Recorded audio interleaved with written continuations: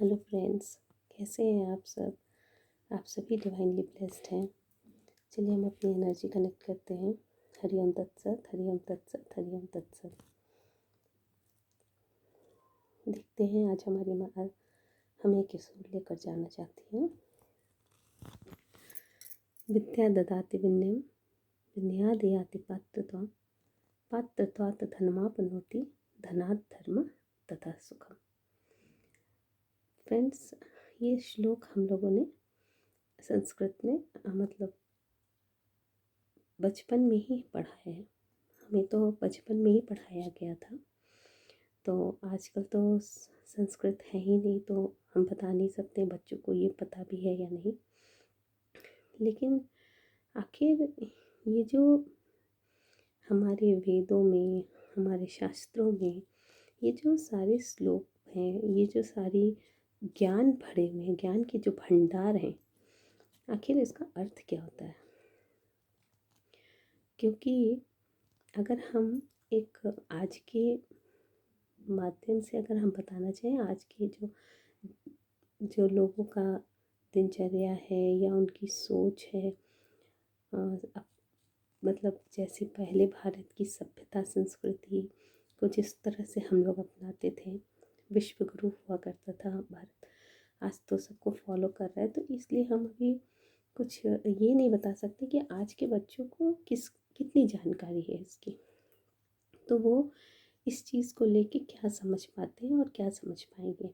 लेकिन जो विद्या की बात होती है, जब हम विद्या की बात करते हैं, तो क्या ये विशेष क्षेत्र के ज्ञान अंश का मतलब को दर्शाता है या नहीं दर्शाता है।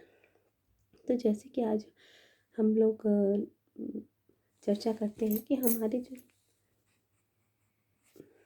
संस्कृति है, सभ्यता है, और इसमें जो शास्त्र सम्मत जो बातें हैं, जैसे कि वेदों में बतलाया गया है, हमारे शास्त्रों में बताया गया है कि हमारे पुरुषार्थ सब चार ही हैं, धर्म, अर्थ, काम, मोक्ष।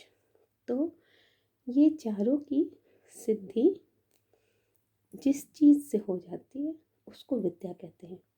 अगर हम किसी एक विशेष क्षेत्र के ज्ञान के अंश की बात करते हैं तो उससे हमें धन और मतलब अर्थ और काम की प्राप्ति तो होती है, लेकिन जो हमारा है धर्म और मोक्ष, इससे हम लोग कोसों दूर ही ना कहिए, मतलब इसकी हमें जानकारी भी नहीं होती है कि हम लोग कहाँ चूक गए और ये हमारा मनुष्य जीवन कहाँ विफल हो गया। तो विद्या जो होती है दोस्तों, वो होता है कि हमारा पूर्ण अध्यात्म इसको कहते हैं। जैसे कि अगर हम इसका अर्थ देखते हैं कि विद्या विनय प्रदान करती है और विनय से पात्रता आती है, तब पात्रता से धन की प्राप्ति होती है। तो अगर हम देखते हैं कि किसी विशेष क्षेत्र के ज्ञान को अगर हम लोग अर्जित करते हैं तो हमें धन की तो प्राप्ति हो जाती है, लेकिन क्या उस ज्ञान से हमें विनय प्राप्त होता है। तो ये जो विद्या से विनय जो प्राप्त होता है, वो जो सीढ़ी हम लोग चढ़ते हैं विद्या के बाद विनय की, क्या वो मिसिंग नहीं है यहाँ पे। तो आखिर क्यों है, मतलब कि हमारी अगर हम अपने क्षेत्र में आगे बढ़ रहे हैं कहीं भी, चाहे वो मटेरियलिस्टिक लाइफ हो, चाहे वो अध्यात्म लाइफ हो, वो पूर्ण हो रही है या नहीं हो रही है, यही सबसे बड़ा सवाल है। क्योंकि अंततः हम लोग को खोज जो होती है हम लोगों की, वो सुख की होती है, कामना जो होती है वो सुख की होती है। तो जब हम सिर्फ एक विशेष क्षेत्र के विशेष ज्ञान को अर्जित करते हैं तो हमें धन तो मिल जाता है और हमारी जो कामना होती है उसकी उपलब्धि भी होती है, लेकिन जो उससे उत्पन्न होने वाला सुख होता है वो बहुत थोड़ा होता है और बहुत क्षणिक होता है। जैसे कि आपने एक गाड़ी खरीदनी है और आपने खरीद ली, तो वो खरीदी कि वो जो सुख हुआ वो उसके बाद ख़त्म हो जाता है। मतलब थोड़ी देर का सुख हुआ, आप लोगों को बताएंगे, मिठाइयाँ बाँटेंगे, उसके बाद वो सुख ख़त्म हो गया। अब आपको एक नए सुख की ललक लगेगी। तो जो हमारा स्टेज था, जो सीढ़ी थी जिस पे हम चढ़ रहे थे, ताकि अंततः हमें उस सुख की अनुभूति हो जो कि आनंद स्वरूप के आनंद को दर्शाता है। तो वो जो हमारा अपना स्वरूप निखर करके आता है, वही विद्या होता है। जो हमारा आत्म स्वरूप होता है, वही हमारा आनंद स्वरूप होता है। और ये इसकी जो इकाई होती है वो विद्या होती है।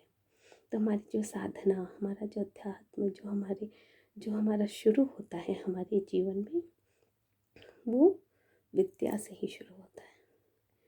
तो विद्या का मतलब ये नहीं होता है कि आप किसी एक विशेष ज्ञान को अर्जित करते हैं।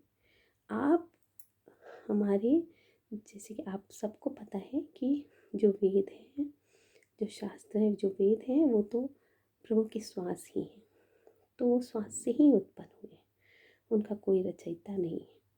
तो आप जब उस वेद को, अगर जो वेद नहीं पढ़ सकते हैं, जो शास्त्र हैं, पुराण हैं, उन सबको जब आप पढ़ते हैं और उसका जब अर्थ आपके जीवन में सार्थक हो जाता है, तभी आपको विद्या की प्राप्ति होती है। और वही विद्या विनय प्रदान करती है। और विनय से वो जो योग्यता उस व्यक्तित्व में आती है, वो उसको उस मतलब ऐसा पात्र बना देती है कि जो एक चुंबक की तरह सब चीज़ को आकर्षित करता है, चाहे वो धर्म हो, अर्थ हो, काम हो या मोक्ष हो। तो ऐसे में आपको की हर कामना भी पूरी होती है और आप धन को भी प्राप्त करते हैं। और ऐसे लोगों का व्यक्तित्व जो होता है, वो धन को सिर्फ धर्म में ही खर्च करते हैं, और जिससे कि उन्हें अंततः एक आनंद, ऐसे आनंद की भी प्राप्ति होती है जगत कल्याण को लेके, कि उनका जो भाव होता है, उनका जो आनंद होता है, वो माता के आनंद के स्वरूप होता है। तो वो जो अस्तित्व है, मतलब माता का स्वरूप कहिए, आत्म स्वरूप कहिए, इसका जो अस्तित्व है वो निखर कर आता है, और यही विद्या है।